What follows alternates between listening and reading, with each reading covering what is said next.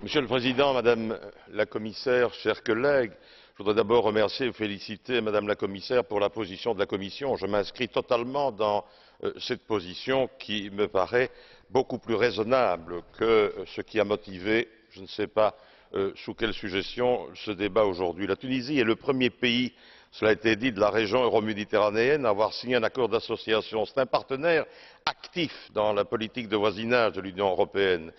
Il est bon de rappeler, comme M. Kassoulidis l'a fait, qu'elle est le seul pays méditerranéen à être depuis le 1er janvier 2008 en libre-échange avec l'Union européenne.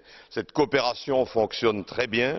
C'est un pays qui témoigne d'une excellente capacité d'absorption. La Tunisie a réalisé des progrès substantiels qui se sont traduits par un très bon niveau de développement avec des résultats socio-économiques reconnus par les institutions internationales. Sur le plan économique, la Tunisie a réalisé un taux de croissance moyen de 4,6% au cours de la période 2002-2008. De surcroît, elle a réussi à alléger le fardeau de sa dette. Sur le plan social, il n'est pas juste d'ignorer les progrès réalisés, notamment en faveur de la femme. Les indicateurs sont éloquents. 59% des étudiants dans l'enseignement supérieur sont des filles. L'enseignement obligatoire est généralisé pour les femmes de 6 à 16 ans. Les femmes constituent près du quart de la population active en Tunisie.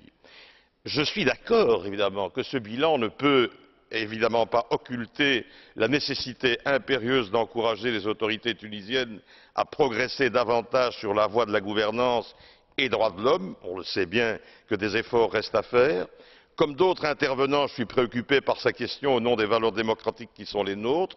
Mais il faut aussi rappeler que ces valeurs, il n'y a pas que nous qui les portons. Ces valeurs vivent aussi au sein de la société tunisienne, qui est une société dynamique et pro-européenne. C'est pour ces raisons que nous devons soutenir la demande de la Tunisie d'accéder à un statut avancé au sein de ce partenariat avec l'Union européenne.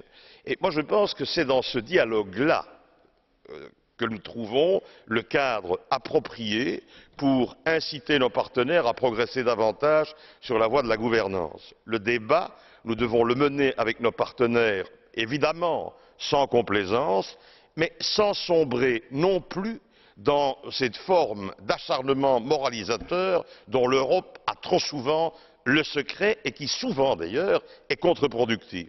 Je ne suis évidemment pas insensible à des cas particuliers sur lesquels d'aucuns s'interrogent.